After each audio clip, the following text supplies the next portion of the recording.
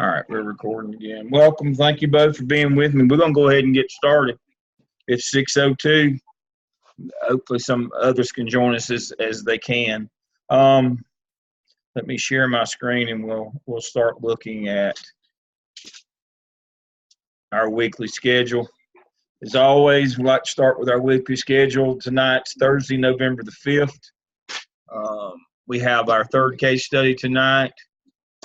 Then our discussion board activity 3 is due this week, talking about special ed and intervention teams, and I want to speak to those again in just a minute.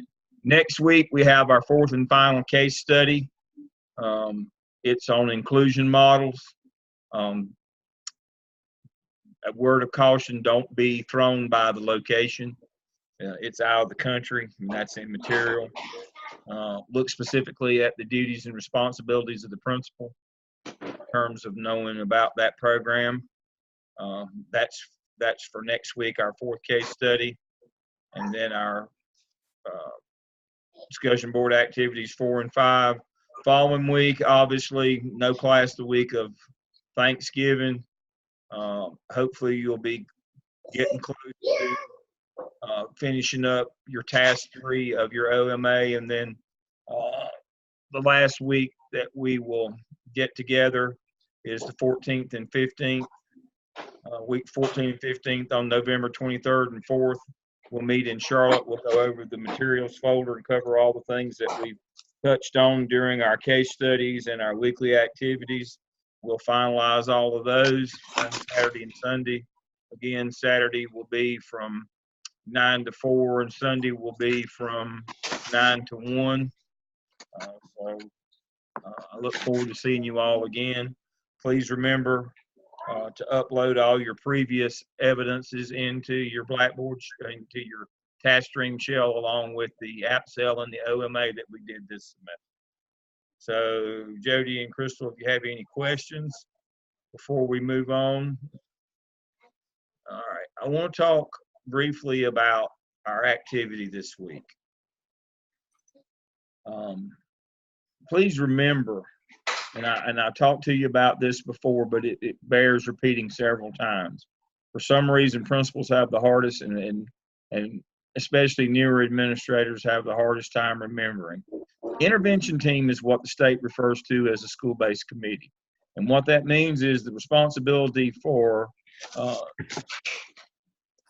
its operation lies solely with the school. There is nobody at the district level. There's no coordinating teacher. There's no compliance technician. There's no department chair. There's nobody in the central office, special services coordinator, or any of those, executive director. There's none of those people that are responsible. It's solely school-based administration that's responsible. So what's most important is to find out, A, what your district says it's supposed to look like in terms of your intervention team process, B, what your schools looks like, and C, making sure, kind of a gap analysis between what you're supposed to be getting, what you're doing, and then D, filling in those gaps and making sure that those folks hit their metrics, that you monitor them to make sure that they're following through with all those levels of intervention that are in the MTSS program. Now, the state of North Carolina, as you know, has adopted MTSS for all. But it looks different in different districts. And you need to know what your district says your district, that schools in your district are going to provide, and do an audit to see what yours looks like at your school, and then take steps to fix that more appropriately. Hello, Aaron. And so that's the biggie. And so as we move into this era of intervention teams, where they're now required the MTSS process, which is up to a 90-day process on top of the EC process, it's imperative that right now that folks do an audit to figure out where they are and versus where they need to be, and move from where they are to where they need to be. Now, eventually we'll be there, and it'll just be running it every day, every week, every month.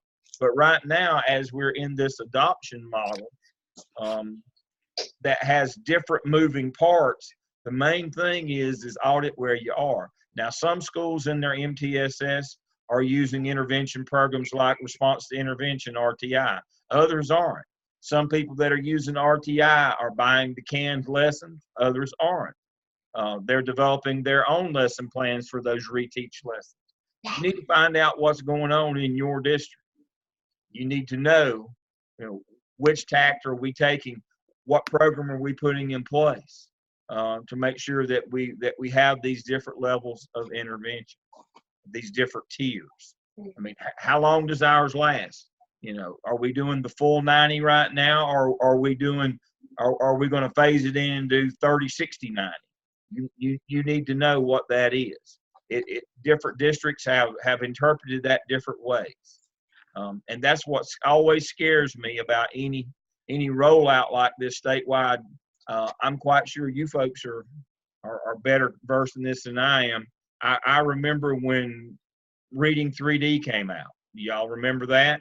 Yeah. And different districts had been doing different parts of it for years, and then the state mandated it all of a sudden, and it was just an unmitigated disaster. Districts had to go back and change their schedules and reschedule their schools last minute to change the amount of time in order to allow for that. They had to add 30 minutes into their schedule for it, and it was just it just went haywire. And this is even more crucial because of the federal laws that go with this as well. Now, one of the things you got to remember is as soon as a kid is referred to the intervention teams, they have the same rights and protections as if they have placed in exceptional children's programs. Let me say that again. I think sometimes people have a misunderstanding of the intervention team process. Once a kid is referred to the intervention team to start the process, of MTSS and then the 90-day process leading up to EC testing, as soon as that referral occurs, they have the same rights and protections as if they were already placed in the exceptional children's program. And that's why it is crucial that you know what your school does when that referral comes in. Do they follow the process as stated?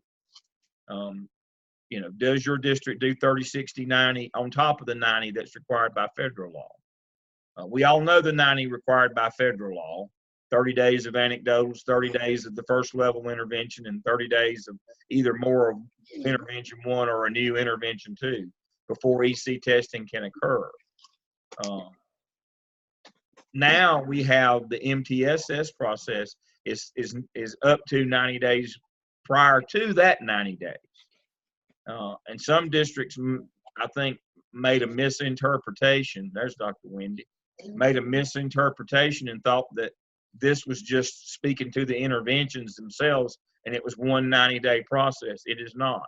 It is now a 180-day process, or will eventually be once it's adopted by all schools. Aaron and Wendy, welcome. Glad to have you with us. I'm just following up on our weekly discussion board, which is activity 3, and hitting some of the highlights just as a reminder that the MTSS process, the intervention team process, is in addition to the 90-day EC process. I wanted to ask, I don't want to put anybody on the spot. I'm going to start with Jody. Where are y'all in Iredell County with MTSS? So we do the 90 days before the 90 days. Yeah. Yes. And so we have a team, and it actually includes one of the directors of the EC, like she's actually on the team. And so she'll come and meet with our instructional facilitator. Mm-hmm. When we're moving on to tier 3, they actually come and meet. So it'll be like the director, the instructional facilitator, the EC specialist, plus the classroom teacher. And then they'll decide if they actually, and the psychologist. Mm-hmm. So they meet too, just to see if it's actually a possibility for them to move to tier 3. Right. But it's just tier 2, it's our PLC team that we have. Yeah. Now I'm so glad that you mentioned that. And this is what I was referring to earlier. Even though you're going to have like your EC department chair, or your your CT from your EC department, or your department chair, or your psychologist, although they're going to be on your intervention team now that MTSS has been formalized, that does not mean that they're in charge or they're responsible. They're just team members. Correct. The responsibility lies with school administration to make sure that this thing is implemented with fidelity. And when you get sued, that's not them. Or when there's a problem, or a parent, files a grievance that their child is not receiving services as intended, it's not them. And for some reason, and this has been a problem in districts that have been running this for a while, is they assume that because those people are on the committee, that it's just like EC, that they're responsible. No, it is not. And that's making this very critical. There's some folks that have already lost their job over this, unfortunately. They didn't understand that it was a school-based committee. So I'm glad that you mentioned those people. Dr. Wendy, are you there? I see you're muted. What's going on in Robeson County with MTSS? It's still thought, I'll be honest, even though on paper it says they're supposed to be doing it, the training just barely has started with MTSS. So it's on paper, but as far as the actual process, it does not look like what it should for MTSS. It's more so on paper right now because we were also one of the last districts that are supposed to implement it. And then last exactly. It actually, no training occurred. Very little training occurred. Yeah. We have very little of the actual MTSS process implemented in the district right now. One of my work partners is in Robeson County. He's in St. Paul's, and that's what he had shared that with me. And so that's what I'm talking about. Anytime during the implementation phase like this, when it's not consistent, that's when you've got to be the most vigilant as an administrator to make sure that you get out in front and know what it's supposed to look like as it's being implemented and whether you're doing it or not. So your gap analysis is critical during this period of time. Crystal, what about you? Well, our new superintendent is from North Carolina, so he's trying to bring MTSS to our district. And so the term has been tossed around, and they've tried to do a little bit more with it this school year, but we definitely are in the first phase of implementation. They have a 90-day process that they go through, and when I was talking to one of the special education teachers and a psychologist when I was doing Activity 3, they were talking about the fact that they have the 90-day process, but they try to make it, a shorter time frame if possible, especially if they know the student is probably going to qualify for services. But I would say as far as a full-fledged MTSS implementation, we aren't there yet. It's just something that they're really just tossing around at the district level and trying to implement it school-wide, but it definitely is not in full implementation phase yet. Yeah, so that's what I understand about South Carolina. It's uneven there. Since it's not mandated, some districts are attempting it, others aren't. What's going on in Fort Mill? I mean, no one seems to really have even heard of it. I spoke with the guidance counselor and kind of just made sure that I remembered procedures and everything for those 90 days and what took place. And she's like, yeah, we got this new MTSS thing that they're trying to get us to do, but no one's been trained on it. We don't have like a timeline for implementing but she's like, that's out there too. So that may change what we do in the future. But that's on top of the federal 90 days. The MTSS is, and that's one of the things. I think that was one of the common misunderstandings that people had. They thought it was the same 90 days, and that it was just speaking to the interventions themselves. No, MTSS is a 90 on top of the 90. So, what is the purpose of those extra 90? It is to try to find interventions for kids so that everybody won't be an exceptional children. Is that schools should be doing interventions and not just letting kids fail and then testing them and putting them in EC.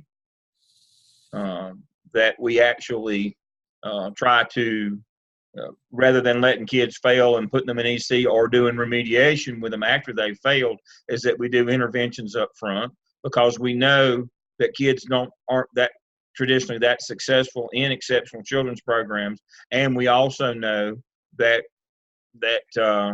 remediation is a dirty word, that's a little no value either. Is that something that's maybe more valuable at the elementary level? I mean, It is absolutely more valuable. okay, but- I just don't see that being You all that see it- necessary at the middle and high school level. It gets less and less, but now that doesn't mean that it's that there's not. But middle and high schools in North Carolina still have intervention teams, Mhm. but it's less of a thing in middle and high school. It's more of an elementary thing. But the law says it still has to be in middle and high school. You just don't have near as many referrals. Yeah, Yeah. it's part of our everyday language in the elementary Yes. level. Yeah. Every PLC every week is MTSS. That's a great question, Aaron. It's all a part of the notion that we ought to try to do something before kids fail rather than after they fail.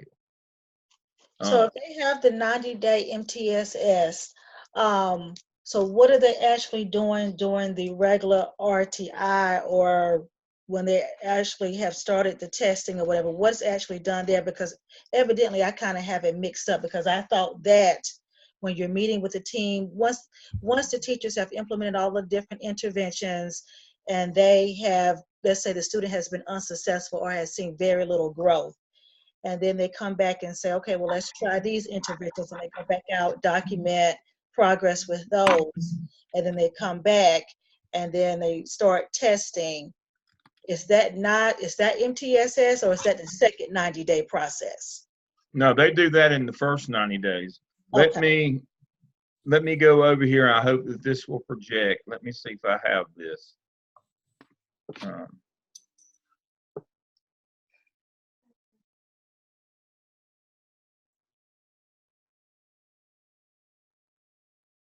I'm not sure I see the point in dragging it out another 90 days if you've got, I don't know, if you've got good interventions working and testing data that says that they belong in with special services, then why drag it out to 180 days? All right. It drags out here. Well, again, we're giving kids every opportunity. We're giving kids because exceptional children's programs don't work. Nobody ever gets out. And it becomes racially and economically identifiable. We're giving kids every opportunity to succeed. We're trying different types of interventions in their regular classroom. We know that pulling kids out of the regular classroom is not good. That's why we've gone to the inclusion model in EC to try to get kids services in their regular classroom. What good I does it guess do? I guess that's where I'm thinking, because in middle school we don't. From what I work with, my special ed kids are included. I mean, that's what I teach, is the inclusion classes. Yeah. So I don't see them being pulled out so yeah. I mean, I guess if you're talking about an elementary schooler and putting them in a self-contained resource room versus a regular ed room, then I could see this. But once you get to middle and high school, that doesn't really happen. Yeah, but we're trying everything that we can while kids are still young enough to prevent them from placing in exceptional children. We're trying to support them before they fail, because we know our track record is not good after they fail, or even after they place. Our track record is not good. And so we're trying to front load all of our help and resources. I have this is the intervention process. It's in our materials folder in our class shell. And this, if you want to read about this is the traditional way that RTI works within MTSS on top of the 90-day federal process. So this is how it goes. And so if you want to read all this will clear up, just like Crystal, this will clear up the questions that you have, understanding that all this response to intervention is part their tiers. This is their MTSS, and then this program itself is MTSS that's on the screen. Okay. And so I know RTI is part of response to intervention is a testing and regrouping program that's part of multi-tiered system of support, MTSS. It is not it is part of it. Okay. And so if you want to read through this, again, we have this. But the whole notion here is schools have to do more to prevent kids from failing, from getting left behind. That's the whole notion. Remediation after they fail doesn't work. Remediation after they have already fallen behind, grouping them into slower classes or ability groups doesn't work. We're trying to find a method to get additional support to kids early on in their academic career to get them back on track if they have the ability. We want to give them every opportunity to get to grade level without having to resort to putting them in exceptional children. Because you know as well as I do, once they're in there, they're never getting out. It's just not going to happen. So that's what this is all about. But from an administrative standpoint, whether the philosophy suits your notion of schooling or not, what's important about all this is all this is an extra burden on the school administration to make sure it's happening with fidelity. That whatever your district says is happening, that better be what's happening. And if it doesn't happen, there is nobody in the way to absorb that blowback. It comes back to you as the building administrator. There is no EC staff, director, special service, none of that. It all comes back to the school administration to make sure that their intervention plan, whether it's MTSS and it uses RTI, it doesn't matter. Whatever it is, you're responsible to make sure it's happening. This has become a big thing. As you could see, as Wendy would say, there's a lot of staff development that has to occur. I mean, it becomes a major administrative nightmare, the overhead and getting this thing up and running and making sure it's running and that you're doing all the things that you're going to. This has become the 800-pound gorilla sitting on the couch in the principal's office. I found that even the people that get trained, though, some of them still believe that when they go through the intervention process, if the intervention works, that they still should be referred. It's still thought of, some of the teachers in schools still believe, even though the intervention's working, that now it's time to refer, because they just think it's a way to track them to get to the referral. Exactly, and that's exactly backwards. The whole idea is to keep from referring them for testing. We're going to give you 90 days to try to keep you before we start the official 90-day process. So if the interventions are working, you keep on with the interventions? Yes. Yes. And do you test then? Yes. No. Not EC testing. No. So how does a student then get the right to have those interventions always? What kind of interventions are we talking about? Well, it's a reteaching of the lessons. They continue to get those interventions until they don't need them anymore. So you mean like remediation and reteaching?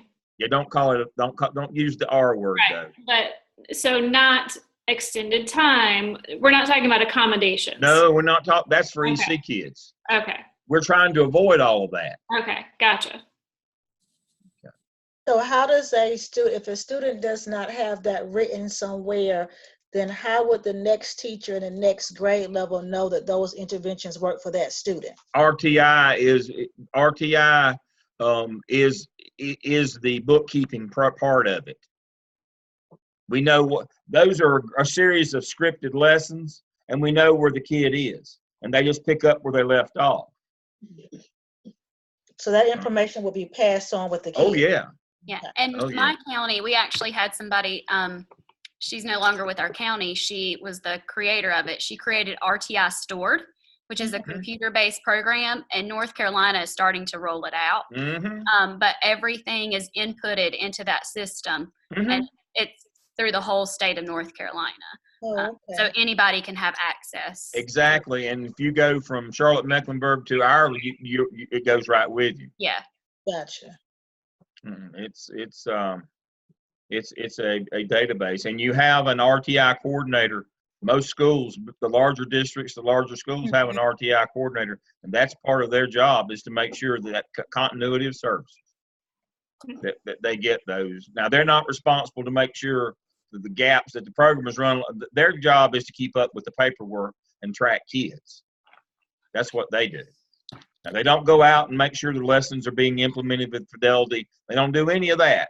Their job is to track kids and to make sure that you keep up with where they are and that you continue to give them the level, the RTI where they're supposed to be in that process, that there's no gap in services to them in terms of what their curricula is. It's, again, we're at different phases across the state. Charlotte-Mecklenburg is full-blown MTSS. Our Statesville is there, and they're early, little later behind Charlotte. But then in some other counties like Windy, they're just starting.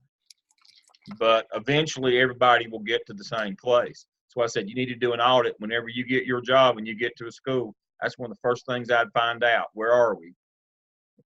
Versus where we're supposed to be as a county, and where are we as a school, and then seek to fill those gaps.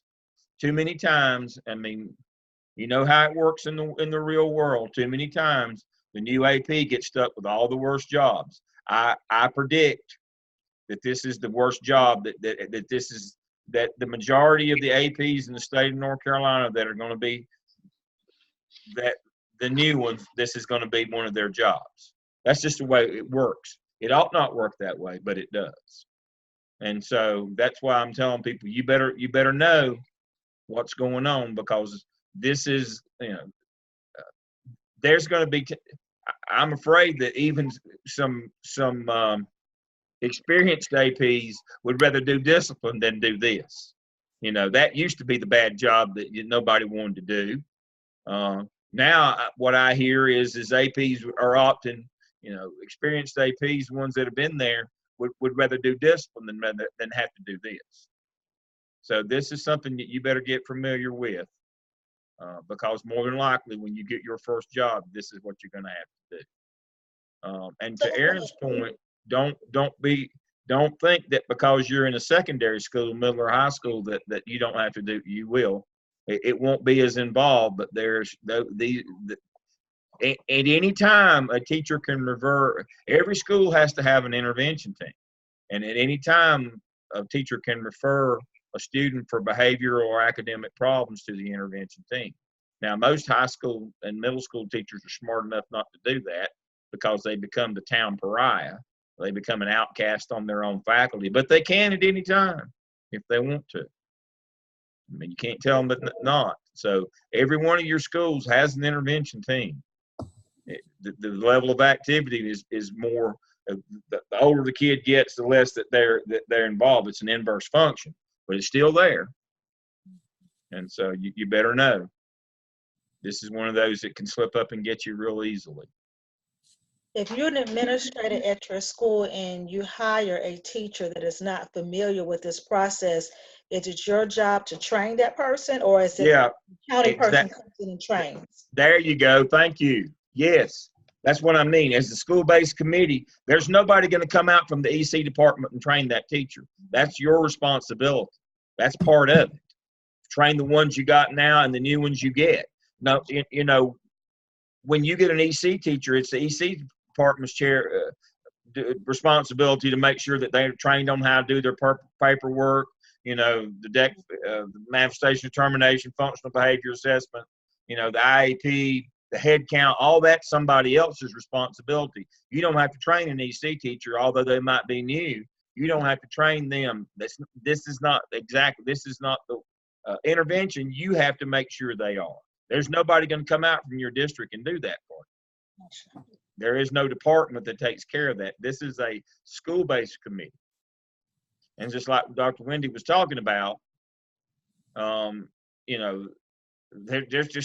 still scrambling to figure out how to try to do staff development, because it's up to the school to do that.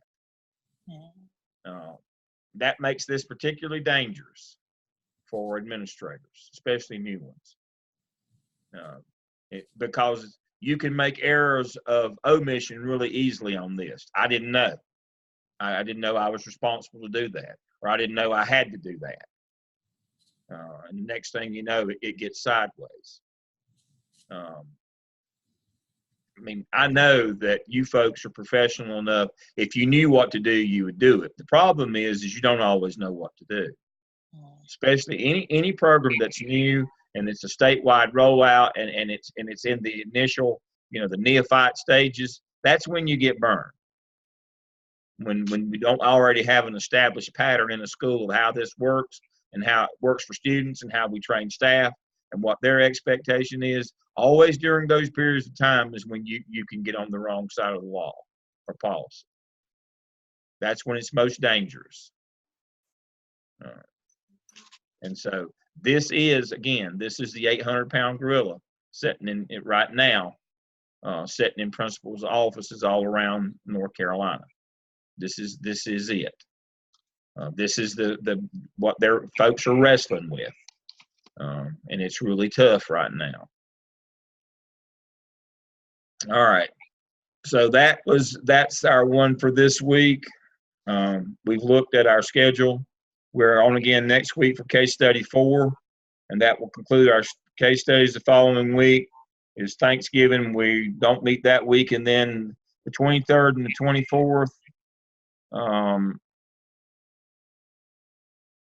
We have no class, and then after that, and so the week leading before Thanksgiving, we'll have our last class in Charlotte again, 9 to 4 Saturday, 9 to 1 on Sunday, and we'll cover that materials folder that hits on all the things we've covered in our discussion boards and all the things we've covered in our case studies, and we'll go to those documents. All right.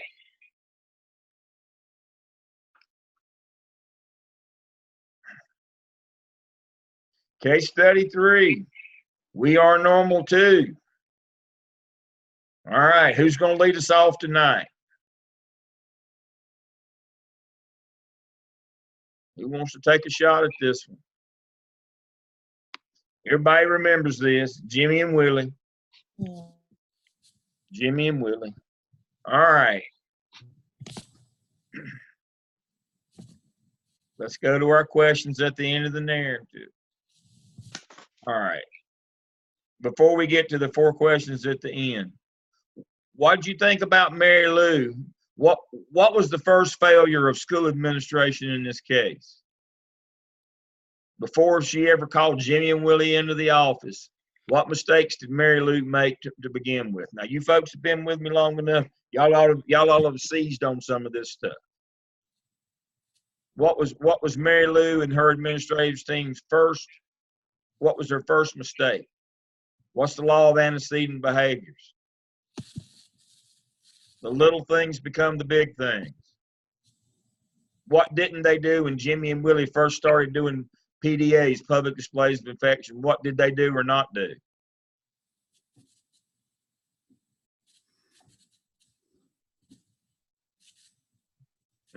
Is this mic on? What didn't they do? They didn't address the PDA. They didn't. They didn't address the PDAs. And because of that, what happened? What did Jimmy and Willie do? They got bolder and bolder until the point where they inflamed the entire community over their behavior. So that was the first problem in this case. Again, antecedent behaviors, the little things become the big things. Because they didn't address it, it only got worse. Then when the parents got angry and came in, not Jimmy and Willie, somebody else's, what does FERPA say about talking to those parents about Jimmy and Willie? Legally not able to do that. That's correct. Can't talk to parents about somebody else's children, what punishment you did or didn't do, or about their behavior. That's a violation of federal law. It's not just written records you can't divulge. You can't divulge any kind of thing orally either. Mm-hmm. Violated FERPA. All right. The first question here, veiled threat. Was her comments. Now, What she employed was what we call heckler's veto. What'd you read about heckler's veto? What is heckler's veto? Let's see.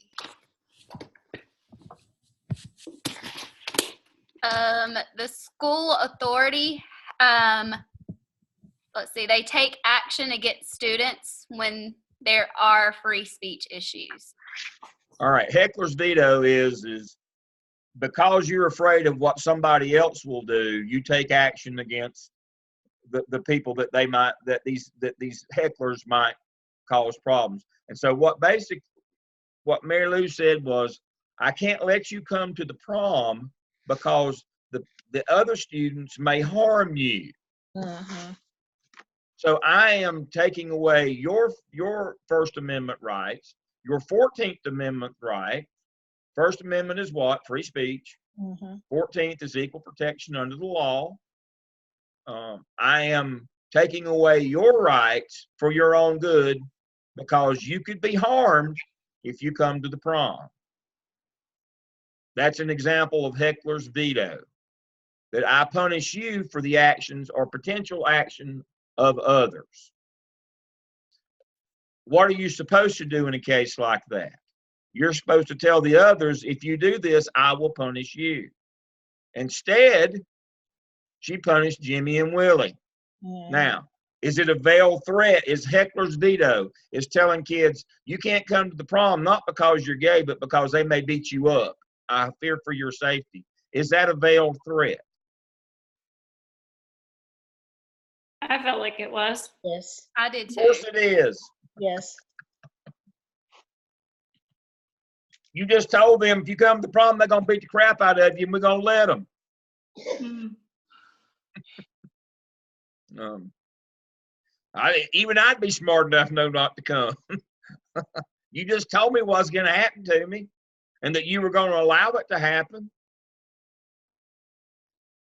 Do you not think that the kids would know that you haven't said anything to them about, you can't beat Jimmy and Willie up? Of course it's a veiled threat. Heckler's veto, anytime a heckler's veto is employed, where you punish the victim because of what you think that the perpetrators might do to them, that would be a threatening behavior. That is the definition of heckler's veto. Heckler's veto is a veiled threat. What are her responsibilities under the law? I just talked about First Amendment, 14th Amendment. What about Title IX, discrimination? What are the rights under the law? What are her responsibilities under the law? It has to allow the students to be able to express their freedom of speech as long as it doesn't impede upon the education and, I guess, learning environment at the school. Mm-hmm. What about their Straight Gay Alliance student club? Is that allowable Sure. Yes. under First Amendment free speech? Sure it is. Mhm. Sure it is. Now, this is one of those cases you don't have to agree to Jimmy and Willie's lifestyle. This is about following federal law, state law. Title IX says you can't discriminate on the basis of gender, race, sexual orientation, religion, skin color, all those kinds of things. How should Mary Lou respond to the concerns of Jerry and Cindy Hudson, the parents that wanted to come and talk about Jimmy and Willie? I personally don't think she should have to respond at all. There you go. Yeah. The Just response is we don't engaging. talk about other people's children. If you'd like to talk about your children, Hmm. we'll be glad to talk about them. But we won't talk about somebody else's child, what they can and can't do. No. Mm-mm. Now, they're not going to be happy, but that's not your job to make them happy. Mm-mm. They're going to be nowhere to be found when the lawsuit comes. That's going to be on you. You can't let yourself get bullied into doing something illegal because it would be popular. That won't work when you go to court. When you say, well, The community standard is these people and these people, then, that doesn't matter. Law is the law. Nobody can give you permission to break the law. Well, the community standard was this. No, that's for elected. That's people who are duly elected might want to argue that. But please remember, you're paid staff. Your job is to follow the law. Mhm. Should Mary Lou allow Jimmy and Willie to attend the prom as a couple? Mhm. Yeah. As long as they meet the dress code, Mhm. that's the only thing. Every year in the spring of the year, you see all these sensational clickbaits on Yahoo and these different media sites about kids being banned from the prom, but usually it's over, they knew the dress code and chose not to abide by it. And then their parents, get on there and act stupid and do all those things, and the school has to decline comment. Sometimes you just have to take the beating. As long as Jimmy and Willie come dressed appropriately, you got to let them in. And you got to keep other people off of them. That's your responsibility as well. Is that you have to tell folks, no, there'll be no fighting, or there'll be no bullying or that kind of behavior at the prom. Now, what kind of exacerbated this whole thing and got it all to the point of, guns drawn? Usually we don't start out at 100. We have to accelerate up to 100. What got this thing started to begin with was again back to antecedent behaviors. We didn't stop Jimmy and Willie from inappropriate displays of affection in school. We shouldn't let boys and boys, girls and girls, or boys and girls. We shouldn't allow any of this to happen. That when they do that, we take action not based on their gender or their gender identity or their sexual orientation, based on we don't allow this in school. A lot of this could have been avoided, especially these irate parents could have been avoided if we had taken action early on and got them to follow the same rules as everybody else. It wouldn't have been so in your face and creating such a furor. The notion of telling them to wait till after school's out to be gay, that was kind of stupid. That was really bad advice as well. I think probably illegal as well. But this is another one of those cases where this is school administration is not evidence-based medicine. I think I've said this before. Evidence-based medicine says that 85% of the things that are wrong with you will eventually cure themselves on their own, or the other 15% will kill you. One way or the other, the problem is solved. That's not the way it works in school administration. Ignoring the problem won't make it go away. It only gets worse because we're dealing. It's the simple law of large numbers. All situations in schools are exacerbated by the number of people you're dealing with. If you only had 2 or 3 people, that'd be one thing. But because you're dealing with hundreds, it magnifies, it multiplies your problems. You can't afford to let things go unnoticed or undealt with in where you've got large numbers of people that you're trying to manage with a smaller number of people. I mean, if kids ever figured it out, they could overthrow you because they outnumber you 30-1.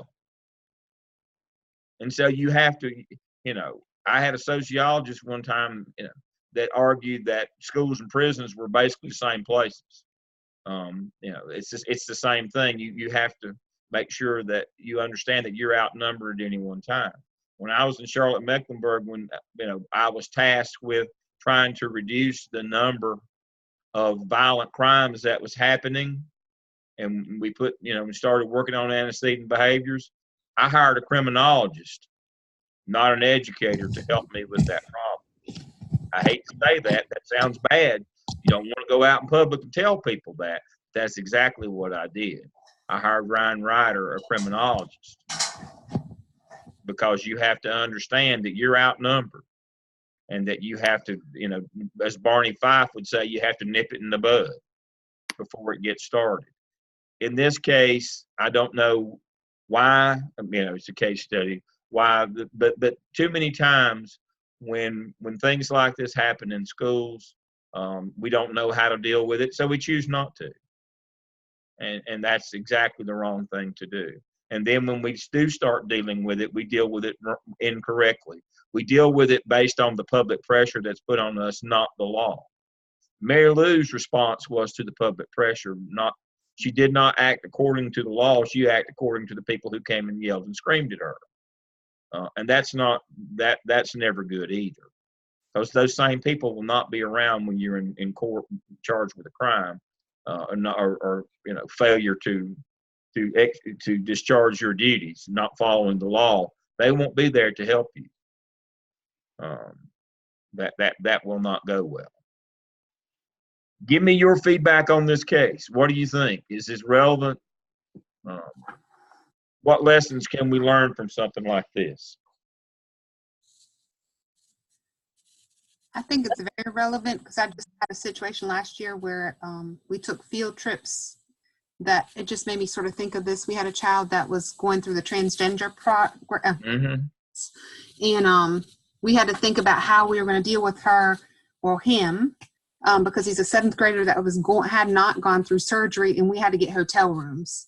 And so we had to actually involve the board attorney and think about what can we do to meet not only the child's needs, but also think about the other children in the process, because the child has not gone through the process yet, but is also already identifying as a male. So had a lot of back and forth. And so this just sort of reminded me of that situation, thinking about what to do in that situation. And so with a 7th grader, that was a lot of things that we had to sort of think about, safety for her or safety for him and for everybody, as knowing where we are in the district with those things to make sure everybody's rights are met. Yeah. And Wendy said something there that you've heard me say, or I hope you have picked up on. Ask somebody. That part and parcel of those six discussion board activities, which have multiple parts, is that we have you going and asking somebody. If you don't know, go to the person and find out. If you don't know how to deal with the situation, contact your board attorney. Don't ignore it just because you don't know what to do.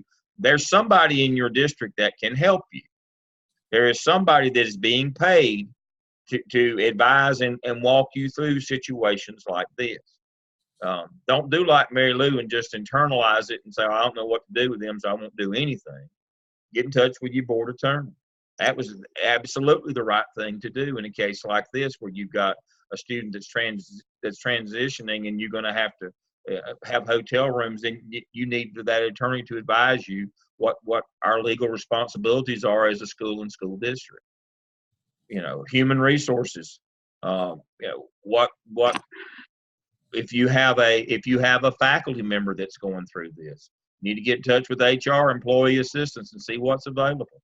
It's not just students who go through things like this; it's faculty members as well. We had it's been a while back. We had a original female who transitioned to male, who was a school administrator in Charlotte-Mecklenburg, and she made the transition to a he. And so we had to make sure that we understood, what we needed to do along the way to not be and violate his rights. At the end, it was his rights. So it's not just students; it may be faculty as well that these things apply to. And so you need to know the people to ask. You need to find out and have some knowledge yourself, but know who to ask in situations like this. That's a wonderful reminder, Wendy, that you need to ask, need to find out. Knowledge is power. Ignoring it won't go away. Any other input on this case? Anything else that I can answer for you tonight? I've been very pleased with your work. We have a student that is an 8th grader that is hasn't had any physical changes yet, but has, identifies more so as being a male. And so anytime the students call this student, his legal name, then he gets offended. And so we were trying to, well, the students were asking, well, that's really his name, and he has changed it to something else, and this, that, or the other. As far as students are concerned, do they, until the name is changed legally, do they call the student by their formal name or the name that they're now wanting to go by since they're transitioning? As soon as the law says, as soon as the process starts, then you would refer to them to the name of their preference now. And the pronoun of their preference. Yep. As soon as it starts, as soon as that former female said, I'm now a male and I'm no longer Henrietta, I'm now Henry, then from that point forward, students should call that person Henry. And the pronouns would change as well. That's the law. As soon as they identify and say, I am transitioning, they don't have to already be there or go do a legal change or any of that. As soon as they declare, from that point forward, they have those rights and protections. I have an 8th grade student who is also identified as male this year, and he sat down. He talked to his parents and talked to the principals and wanted to sit down with a team of teachers. So we all met with him, back at the beginning of the year and just kind of talked through it, So what is the name that you want to go by? What is the pronoun that you want to use? And we had to work through restroom use and changing for gym and, just included him on everything, helping us make the decisions. Yeah. This is new for us, and it's going to be new for your friends too. And we're going to have to work together on this. And one thing one of the assistant principals said that I thought was smart was, people are going to have questions, and you're in middle school. So sometimes their questions aren't going to come across nicely, know? So, make sure we're here to support you. We're here to have your back, and you can let us know, anytime someone's mistreating you. But, you've been brave enough to come to us and talk us through all this. Be ready for those questions and to answer them for these people who've always known you as Natalie, and now they're going to call you Connor, and, so you've got to be ready for it. So it was kind of one of those, I felt like when I read this case study, she was trying to warn the boys about other people's reactions, but she did it in a totally wrong way. Yeah. And I felt like my assistant principal gave the warning, but in a way saying, hey, you need to be ready for questions that may come your way. And you also need to be ready to let us know if people are getting ugly about it or being disrespectful, because we support you. Yeah. So. Mary Lou could have taken a completely different tact. Right. Yeah. I mean, that was, that's the whole point of Heckler's veto. Instead of saying people are, kids are cruel, and from my era, and y'all aren't old enough to remember, Art Linkletter had a show called Kids Say the Darndest Things. Well, would that take a different tack nowadays than it did back in those days? But kids are cruel. And that's one of the things that we have to acknowledge, that they don't always have very much aplomb or tact. And so that's what Mary Lou should have said to Jimmy and Willie is these people that have known you all your lives, they may have different opinions and views of you that may treat you differently now. But you need to help us help you, rather than, they're going to beat the tar out of you if we let you come to the prom. See, that's punishing the victim. And that's one of the things that we have to be very clear that we understand about all these modern problems, as I call them, is that we have to be careful through all of this, that we don't end up, punishing the victim in all of these cases. They're going through enough as it is.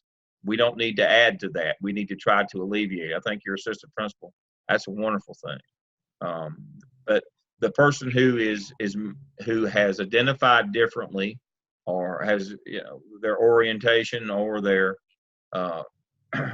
what they identify as, has to help us as well. They can't just be short-sighted and temperamental as well. You've got to give us some help here. Mhm.